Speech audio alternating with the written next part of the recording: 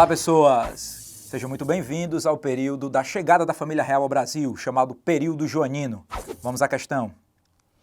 Observe aí na imagem o embarque da família real portuguesa, 1808. Temos a presença do Dom João no centro da imagem, o rei de Portugal naquele momento, em que se mudava toda a família real para o Brasil devido às condições da Europa, principalmente ali com a participação de Napoleão nas invasões, a Portugal. Vamos então a o que a questão nos pede. A obra reproduzida representa um importante momento da história de Portugal e do Brasil, que resultou na... O Brasil viveu uma série de transformações com a chegada da família real, o período joanino que nós chamamos. Com a presença da família real ao Brasil, imediatamente nós nos transformamos na sede do Império Português. Todas as ordens agora partiam daqui. E o Brasil ganhou uma condição maior de poder político referente a todas as outras nações. Então, voltando à questão, ela nos pergunta o que nos resultou imediatamente a chegada da família real. Nós podemos observar que ele fala de uma decisão da corte de deixar o Brasil, na verdade ela está chegando. A ruptura das relações entre Portugal e Brasil vão acontecer depois da volta da família real, em 1821. Nesse momento nós temos, na verdade, uma união das relações entre os desejos de Portugal e o Brasil, porque a própria família portuguesa aqui está. Então essa ruptura do Itembê só acontece depois que a família real vai embora, deixando Dom Pedro II aqui. A colonização, o Brasil já era colônia, e na letra E fala de uma invasão francesa, o que acontece no início da colonização. Na verdade, o que nós vamos ter é a elevação do Brasil a um Reino Unido. Quando acontece o Congresso de Viena lá na Áustria, o Brasil é elevado oficialmente à categoria de Reino Unido para ter voz nesse encontro. Então é um processo que levará à autonomia do Brasil enquanto nação. E assim a gente tem como gabarito, nossa resposta correta, a letra D. Olá, pessoas! Estamos aqui falando de África. Essa questão retrata os elementos culturais da África, esse continente que é sempre contemplado quando nós falamos de prova. Observemos o texto. O griot é um mediador dentro da sociedade. Ele resolve conflitos e leva a calma. Ele é músico, cantor, contador de histórias, dançarino, um organizador das cerimônias sociais que utiliza a palavra como seu principal instrumento. Ser um contador de histórias não é mais do que uma pequena arte da vida de um griot. Frequentemente, vemos pessoas que exercem funções de griot e que são cantores, atores, mas não é porque elas exercem as posições que serão consideradas griot. O pertencimento vai além. Importante sempre observar a questão das fontes por dentro da África, e assim vamos ao enunciado. O texto revela elementos da cultura africana relacionados a... O griot é esse personagem que, ao narrar e contar a cultura, ele mantém a ideia de memória, uma das coisas que nós da história gostamos bastante. Porque a memória é aquilo que vai dar sentido e que vai dar significado a determinados eventos da história. Algumas das memórias são interessantes porque elas refletirão o que foi vivido naquele determinado momento, dentro de vários assuntos vividos na história da humanidade. No caso da África, observemos, há uma negação do registro escrito, o texto fala que não. Uma inovação de funções sociais, estamos falando de questões culturais. Assim, a gente observa uma preservação da transmissão através da cultura oral, da fala. Não há nenhuma oficialização de registros oficiais, e muito menos a substituição de instrumentos pela voz. O que nós temos é essa preservação da memória através da fala, sendo então o nosso gabarito a letra C. Olá, pessoas, bem-vindo ao Brasil Colônia. Nessa questão, uma reflexão sobre a nossa religiosidade. Não foram, contudo, só as religiões de origem africana que ajudaram na construção de novas solidariedades e identidades. O ensino do catolicismo a todo africano escravizado era obrigação dos senhores, o que também serviu de caminho para a organização de novas comunidades negras, principalmente quando agrupadas em irmandades leigas de devoção a um determinado santo. Essas associações religiosas de homens pretos eram não só aceitas, como estimuladas pela Igreja Católica e pela administração colonial. O texto aponta uma das características da educação colonial que permitiu a integração dos afro-brasileiros a uma democracia colonial.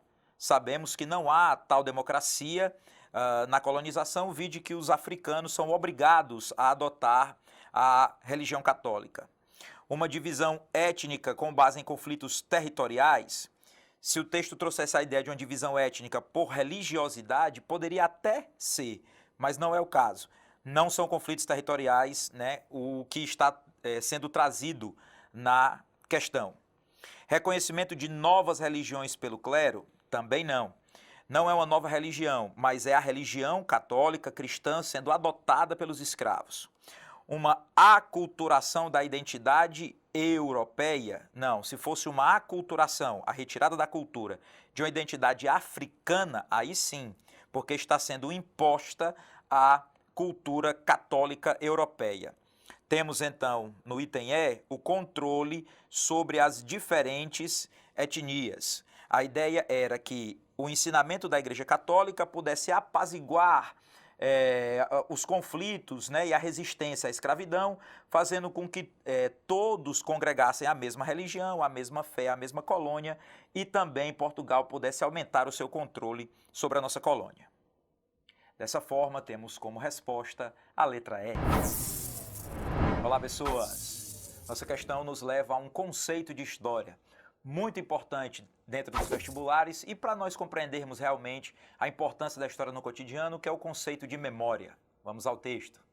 Em primeiro lugar, os lugares de memória são lugares em tríplice sentido. São lugares tangíveis, sejam ou não lugares físicos e dotados de materialidade, sempre apreensíveis sensorialmente, como no caso dos acordes da Marseillaise ou dos sabores da gastronomia francesa.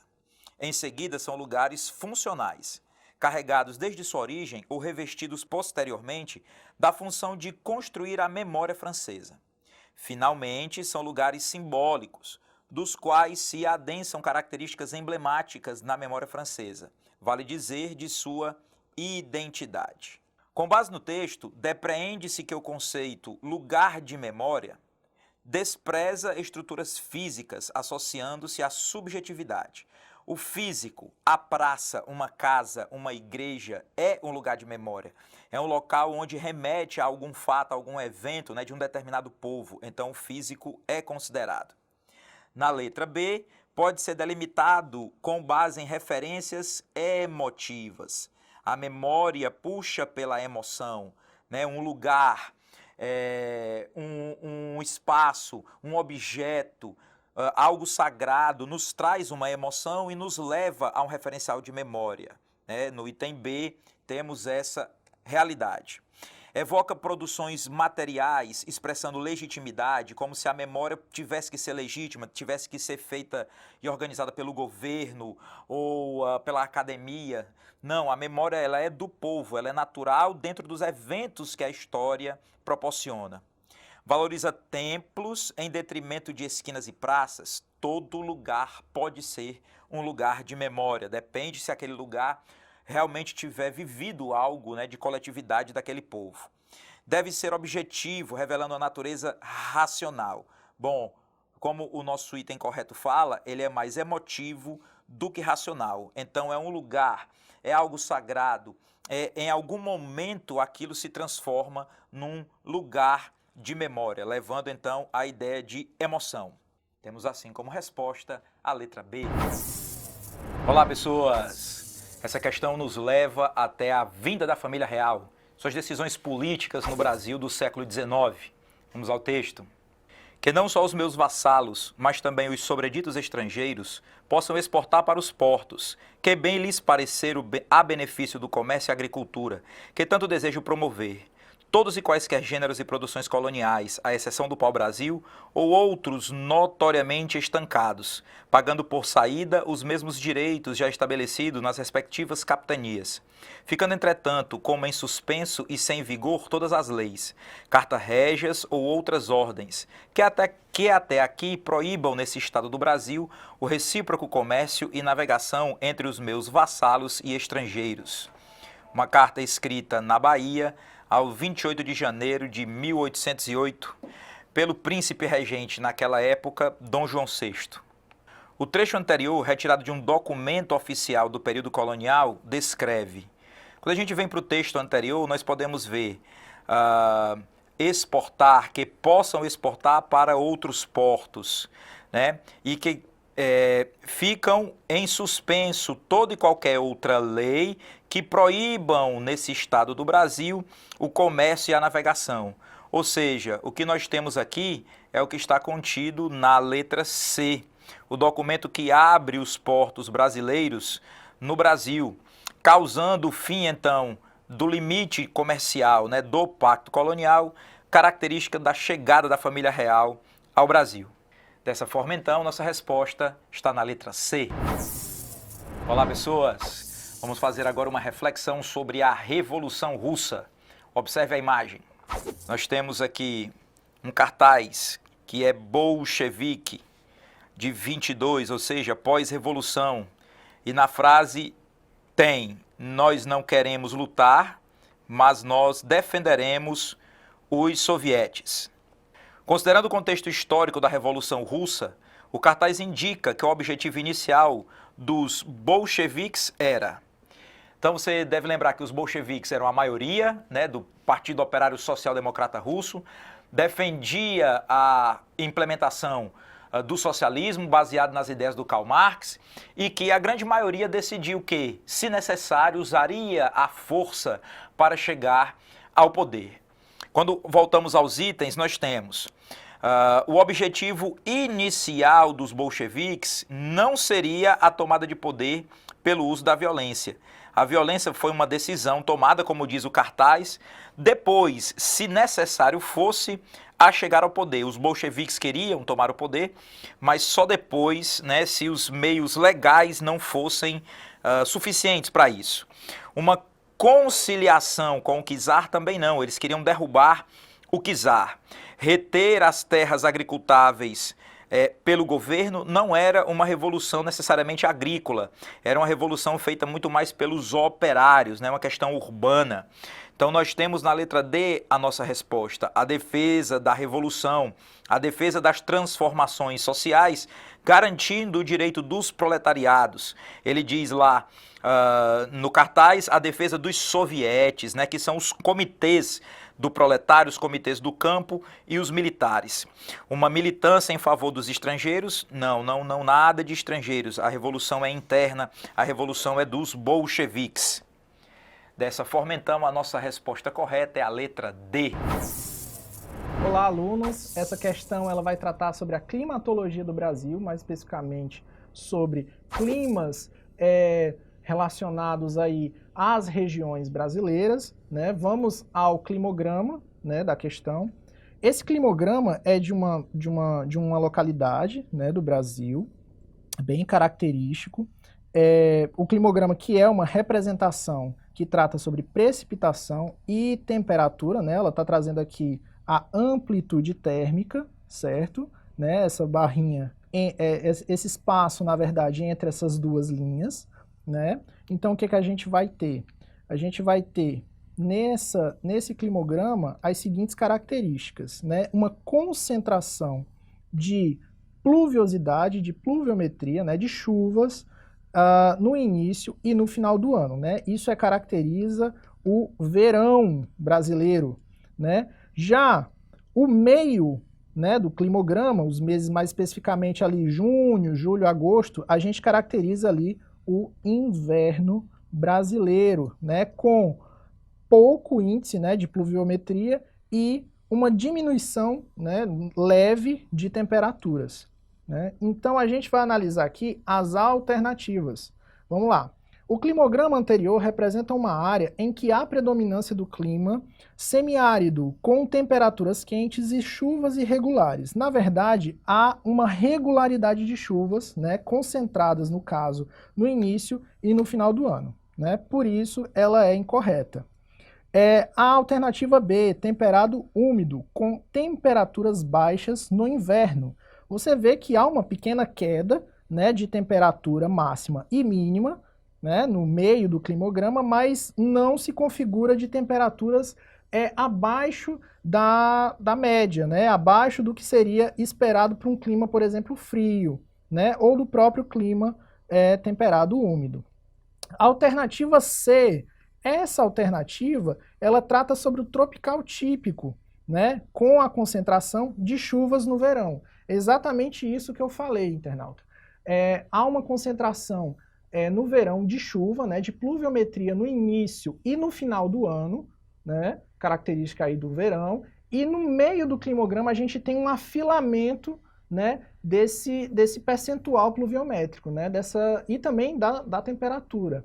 Mas a temperatura ela acaba sendo um pouco, pouco reduzida, né, em relação às chuvas, né, que aí ela já dá uma afilada maior, entendeu? Então, a gente pode perceber que a alternativa correta é a C. Olá, internauta, a gente vai tratar agora sobre projeções cartográficas, mais especificamente sobre a projeção de Mercator. Vamos a ela aqui. A gente pode perceber um mapa, né, da projeção de Mercator, e ele traz um texto aqui, né, do Seaman, falando sobre a projeção, sobre as finalidades práticas dela, sobre os objetivos históricos e também econômicos relacionados a essa projeção. Então ele coloca assim, ela servia a finalidades práticas, a navegação, ou seja, a gente percebe que havia um interesse, né, na época das grandes navegações, de propor projeções, de propor mapas, né, que representassem os espaços que seriam colonizados, que seriam explorados economicamente. Então, voltando aqui, a forma de qualquer pequena área, tanto no globo como no mapa, é a mesma, enquanto, dada a variação da escala no mapa, áreas extensas, sobretudo nas altas latitudes, né, são objeto de deformações consideráveis. Qualquer projeção cartográfica possui deformidades, né, seja ela azimutal, que é justamente aquela característica da bandeira da ONU, por exemplo, a cônica, a de Peters e a de Mercator. Vamos às alternativas para saber o que a questão quer, e o comando também. A análise do texto e do mapa permite observar uma projeção, no caso aqui, conforme, pois, mantém as formas das massas continentais, mas deforma suas áreas relativas. É justamente o que o texto base ele trata, né? Quando ele diz assim, áreas extensas, sobretudo nas altas latitudes, são objetos de deformações. Pode ver que essa parte aqui, né, do norte do mapa, né, onde temos Groenlândia, onde temos Rússia, onde temos Estados Unidos e a Europa, a gente pode perceber que há deformidades relacionadas ao tamanho das áreas. Você pode ver, inclusive, pela malha quadriculada aqui, né? Quanto mais próximo dos polos, maior a deformidade, né?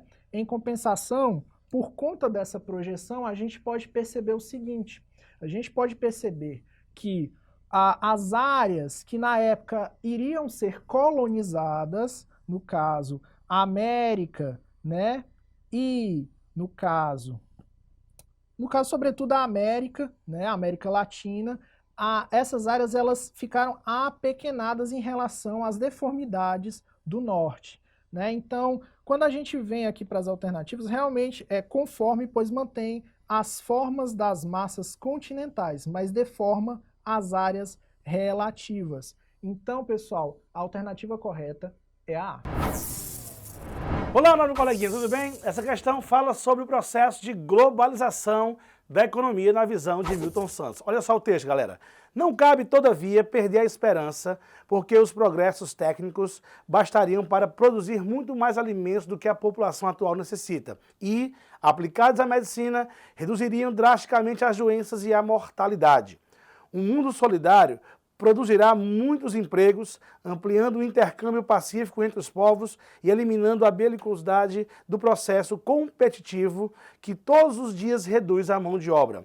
É possível pensar na realização de um mundo de bem-estar, onde os homens serão mais felizes, um outro tipo de globalização, um grande texto de Milton Santos, pessoal. Olha só, a visão expressa no texto tece uma crítica a uma característica do processo de globalização da economia relacionada ao que nós temos aí no item D. Olha só, pessoal, competição de interesses danosa à cooperação mútua entre os países. Nós sabemos que o processo de globalização é o que, professor? O intenso fluxo de capitais, de pessoas, e isso faz com que as grandes companhias que comandam esse processo, assim como alguns estados, promovam aí o aumento dos lucros, o aumento da competitividade internacional. E em nome desse lucro, em nome dessa competitividade, algumas medidas vão proporcionar como consequência aí a desigualdade social, gerando aí inúmeros problemas sociais,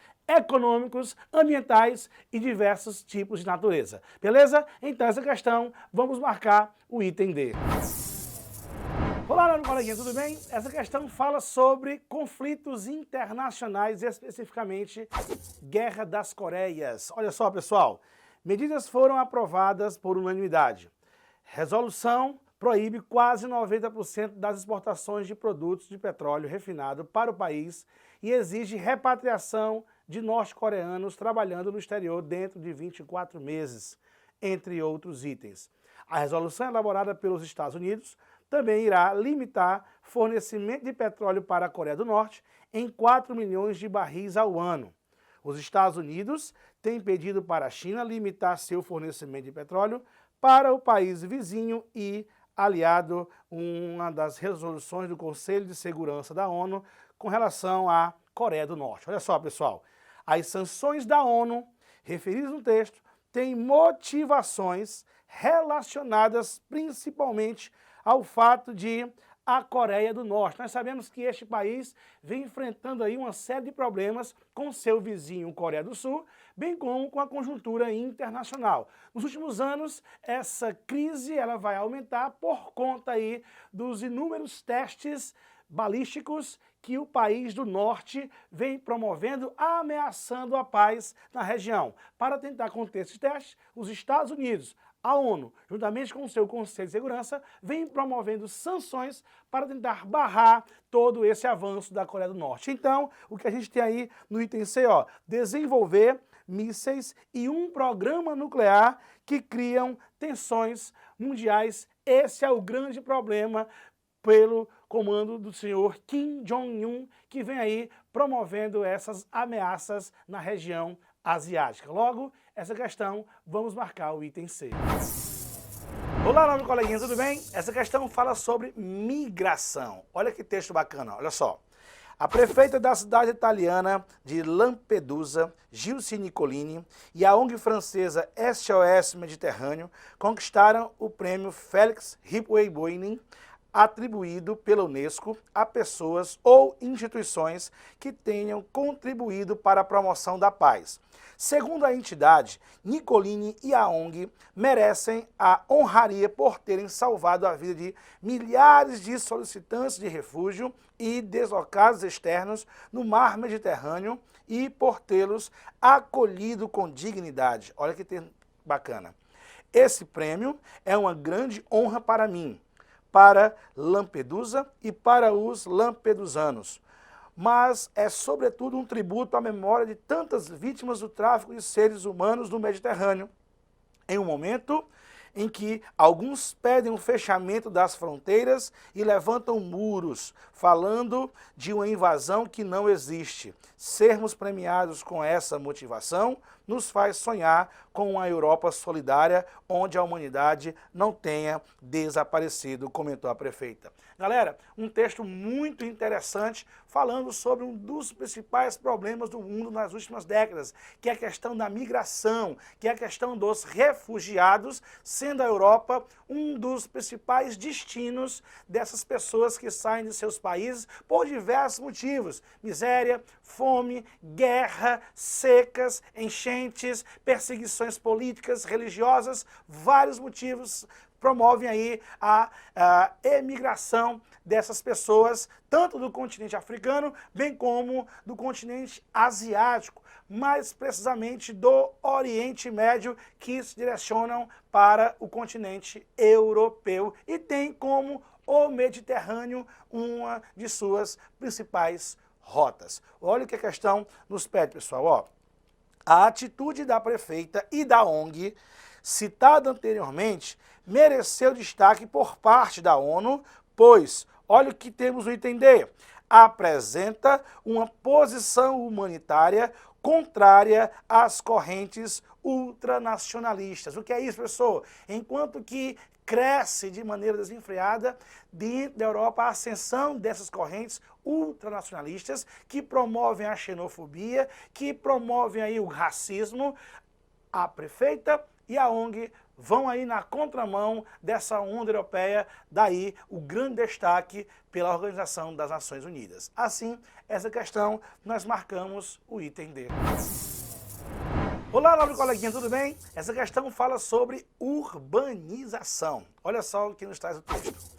Nos séculos 18 e 19, as grandes cidades da Europa conheceram o caos graças às elevadas taxas de concentração urbana e às péssimas condições às quais os trabalhadores, maioria da população, estavam submetidos. Em decorrência disso, os países desenvolvidos adotaram políticas de ordenamento e controle de suas cidades, praticando, ora, reformas urbanas, ora, revitalizações de áreas antes relegadas. Em razão dessa dinâmica caótica das grandes cidades, o seu espaço geográfico torna-se pouco atrativo para o investimento e para a instalação de grandes empresas. Tal fator, associado à chamada guerra fiscal, possibilita a formação de um processo antigo nos países centrais e recente em países emergentes, a desmetropolização. Esse processo ocorre quando há certa fuga de empresas que, em razão dos motivos acima explícitos, migram para o interior do país ou até mesmo para outras regiões do globo. Olha só, galera, um texto aí muito bacana trazendo um fenômeno no Brasil recente. Como ele fala, nos países ricos, ocorreu lá nos séculos 18 e 19 principalmente. Um problema que vai ser o fenômeno contrário a uma tendência que ocorria há tempos. Como assim, professor? Quando especificamente no Brasil, nós tivemos o processo de urbanização, quando a população urbana cresceu numa velocidade maior que a população rural, naquele caso, naquele momento, provocada pelo êxodo rural, as pessoas que saíram do campo se direcionaram para as grandes cidades. Isso nós vamos chamar de metropolização, verificado no Brasil a partir dos anos 50. Mas aí, a partir dos anos 90,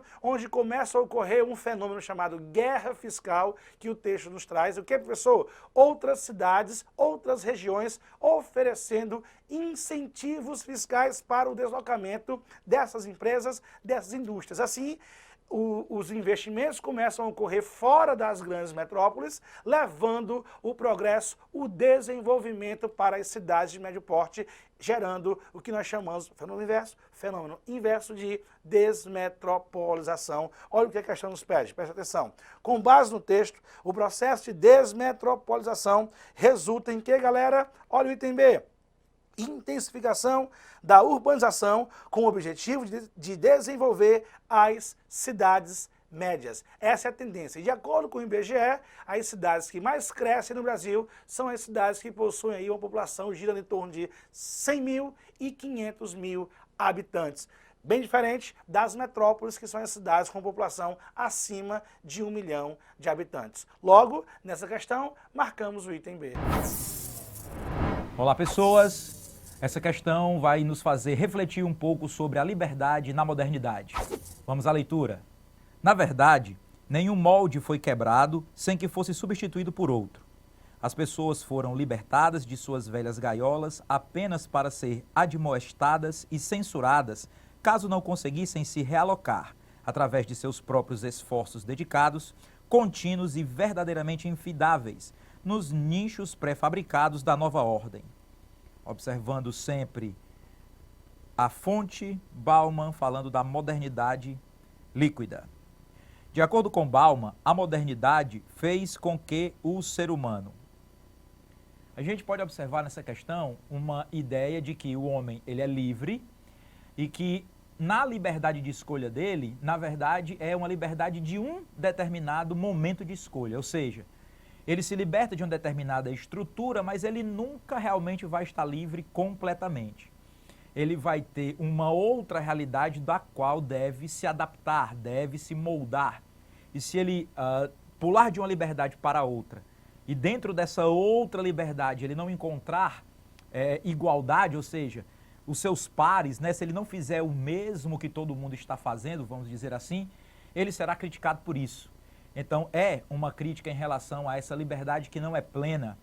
Observando os nossos itens, de acordo com Bauman, a modernidade fez com que o ser humano criasse uma idealização de liberdade e que essa liberdade se choca, então, com a realidade.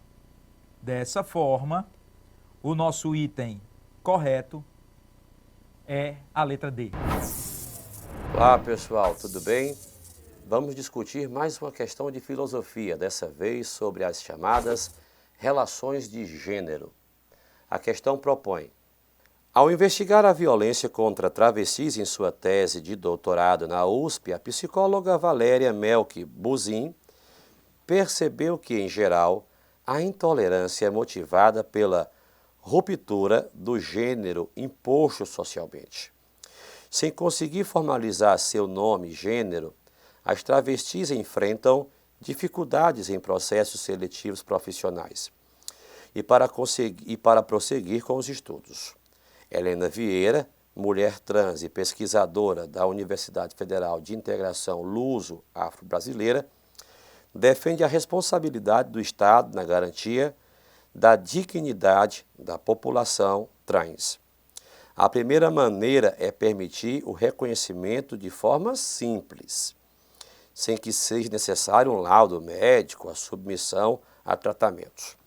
Depois, com a criação de mecanismos de empregabilidade e acesso à educação. E, por fim, com medidas de proteção em relação à violência e à transfobia. As mudanças propostas não vão afetar as pessoas que não estão nesse universo. Por isso, defendem pesquisadores e transexuais. Não faz sentido classificá-las como ideologia. Não se trata de uma tentativa de impor uma visão específica sobre o tema, mas de discutir medidas de inclusão para uma população específica. Tatiana Dias, gênero não é ideologia, é identidade. A questão fala o seguinte, pessoal. O texto contrapõe o conceito de ideologia de gênero, com base em que argumento? Letra A. De que o mercado de trabalho é soberano na seleção de trabalhadores com base em suas identidades de gênero. Pessoal, não foi isso que o texto sugeriu, tá? Ele vai propor que, na verdade, o mercado de trabalho possa ser mais justo, mais amplo. A A está errada. B. Sistema público de saúde e educação podem ficar sobrecarregados com a inclusão social de minorias. Mas, turma, é outra coisa que a questão pediu que fosse bem revista. Transsexualidade não é uma questão de saúde, tá? Social. A letra C de casa. Inclusão social é importante para a efetivação dos direitos básicos de um segmento marginalizado. É exatamente isso que questão está propondo para a gente. Encarar a sexualidade como uma questão de inclusão social. Na verdade, o indivíduo não pode ser segregado pela sua orientação. Letra D. Emergência de um debate público pode estimular a violência já presente na sociedade brasileira. Na verdade, propõe-se que possa ser trabalhado com naturalidade o tema. E a letra E. Diálogo sobre identidades obriga interlocutores a mudarem as suas personalidades. Em nenhum momento o texto propõe isso. Então, pessoal, a questão tem como resposta a letra C de cidadania. Olá, pessoal. Vamos discutir uma questão sobre ética a partir de uma charge. A charge fala o seguinte: pai, o que é ética? Teu avô vivia falando disso, mas eu não lembro. A pergunta diz: a tirinha anterior sugere que a ética é um valor alheio ao universo infantil. O filho está questionando o pai acerca do que é ética. Isso não pode ser, portanto, alheio ao universo infantil. Pouco praticado no cotidiano. Bem, pessoal, se o pai esquece e o filho não sabe o que é, a tira vai sugerir que a ética talvez não faça assim tão parte do nosso cotidiano. Essa é a correta. Por que que a C está errada? Inerente quer dizer faz parte as práticas dos adultos. Pessoal, se fizesse parte das práticas dos adultos, o pai teria se lembrado. Letra D. Apreendido por meio de memorização. Não, porque o pai esqueceu. E a letra E de escola, inalcançável ao entendimento humano. Na verdade, falsa, que de qualquer forma, ele disse que o avô já havia falado sobre isso. Então, possivelmente o avô sabia do verbo, não sabe, né? É passado, sabia, passado, mas, de qualquer forma, o entendimento humano é capaz de alcançar a ética. Então, pessoal, na questão, a resposta certa é a letra B de bola. Olá, pessoas. Nossa reflexão agora é sobre a chamada indústria cultural, sobre a sociedade da informação, juntamente com a sociedade do espetáculo. Vamos à leitura do texto.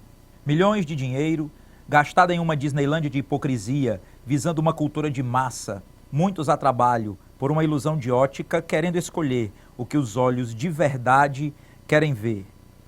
Uma discussão sobre cultura de massa. Vamos aos itens.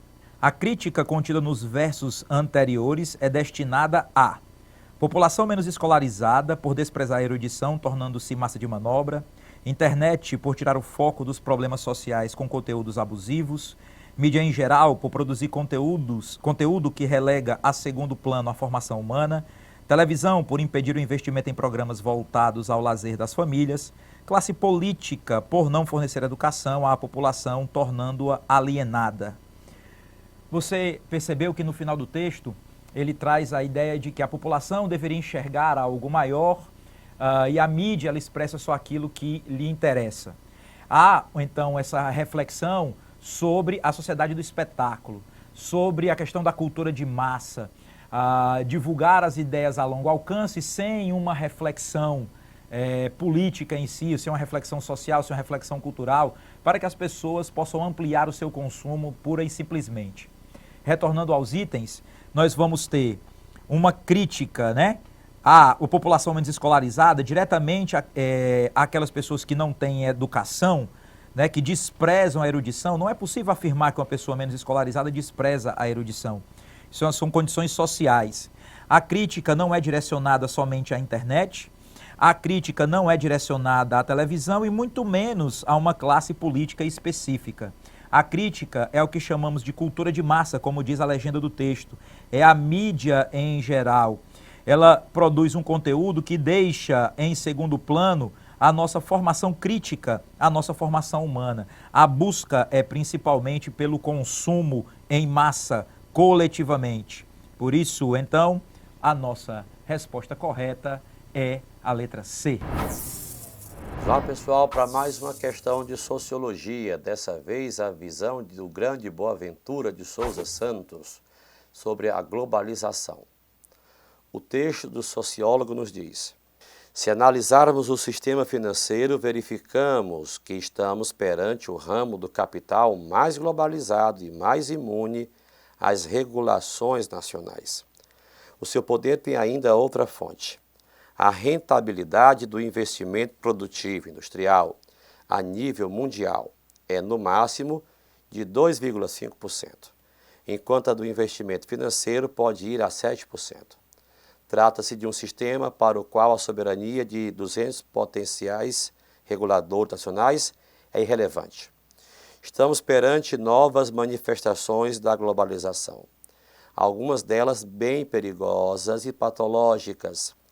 A soberania dominante, combinada com a autorregulação global do capital financeiro, dá aso a fenômenos tão diversos quanto subfinanciamento dos sistemas públicos de saúde e educação, a precarização das relações laborais, a chamada crise dos refugiados, os estados falidos, o descontrole do aquecimento global, os nacionalismos conservadores. Como dizíamos, Boaventura de Souza Santos, a ilusória desglobalização. Outras palavras. Pessoal, sobre a nova fase da globalização, Boaventura analisa que a dinâmica entre o sistema financeiro e as soberanias nacionais realiza-se na cooperação internacional por transferência de recursos nutricionais e tecnológicos. Ele percebe que não há essa cooperação, há cada vez mais competição. Racionalização do uso dos recursos naturais com vistas na sustentabilidade da vida. Ele percebe no texto, é uma ameaça a isso. Letra C. Regulação das relações entre trabalho e capital por meio de legislações protetivas. Ele propõe que são cada vez menos protetivas, porque há uma desregulação. A emancipação de economias locais ante a homogeneização dos mercados. Ele percebe o contrário, é uma dominação do grande capital, então nos resta a letra E de escola, porque o poder do Estado está cada vez mais desregulado perante a pressão dos financiamentos de grandes grupos econômicos. Então, pessoal, resposta da questão, letra E de escola. Olá, pessoal, vamos discutir uma questão sobre indústria cultural. O texto fala o seguinte: um artista é um produto e antes de vender sua música, ele, dentro do grande circo da indústria fonográfica, vende uma ideia. Vende roupa, vende estilo, vende o discurso, a marca da camiseta, os acessórios, o cabelo, etc. E, por último, a música, que nada mais é do que a trilha sonora do produto em exposição. A questão nos fala o seguinte: com base no texto, grande parte da produção artística na contemporaneidade amplia o senso crítico das massas em relação aos preceitos estéticos, possibilita a permanência de artistas impopulares nas vitrines culturais. C. Defende a despreocupação com obras que agradem ao grande público. D. Exerce uma representatividade relativa às imposições da indústria cultural. Ou letra E. Determina que talento e carisma são suficientes para a aceitação da sociedade. Pessoal, a questão está falando sobre indústria cultural. Então, nesta questão, pessoal, produtos estão sendo vendidos como ideias, tendo a música só como pano de fundo. Não pode ser a letra A de avião, porque reduz o nosso senso crítico. Não pode ser a B de bola, porque ela até retira fácil artistas quando não são populares, porque eles não vendem, não geram lucros. E a indústria cultural, que é um conceito gerado pela Escola de Frankfurt, tem o propósito, ou teria o propósito, de aumentar as vendas, a produção, o consumo, o comércio. Então, se é impopular, não pode ser mantido nas vitrines. Você diz que defende a despreocupação com obras que agradam o grande público. Não, tem que haver essa preocupação. Porque se não houver essa preocupação, o grande público não vai comprar a ideia, não vai gastar, não vai consumir. E, pessoal, letra E está falsa porque ela falou que talento e carisma são suficientes para a aceitação da sociedade. Nem sempre.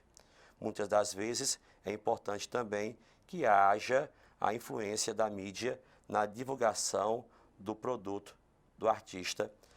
Pessoal, nos resta então a letra D de dado, que é certíssima, porque essa representatividade não passa de uma imposição a uma sociedade que não tem opções de escolha. Certa letra D de dado.